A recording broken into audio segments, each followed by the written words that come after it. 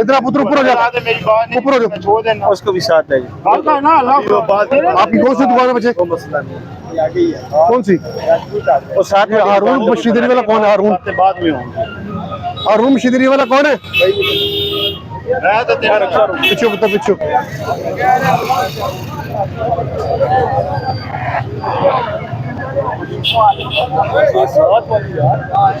साथ वाला नहीं है। आ गया वो चीज़ फाइनल एक आपने ये भी रखा हुआ है, वो भी रखा हुआ है। मैं क्या हफ्ते पे जा तुंदा कोई यार नहीं। गल सुन तेरी मर्जी नाल सारे काम कर सा वापस आ जा सी तू कोई तू जिस तरह आर्डर कर सा इस तरह काम करिए असी चलो कोई मसला नहीं है और पता चल जाएगा। कोई मसला नहीं जान दो यार काफी पिंडी वाली दूर तक नहीं है बहुत ही इधर ओके मसला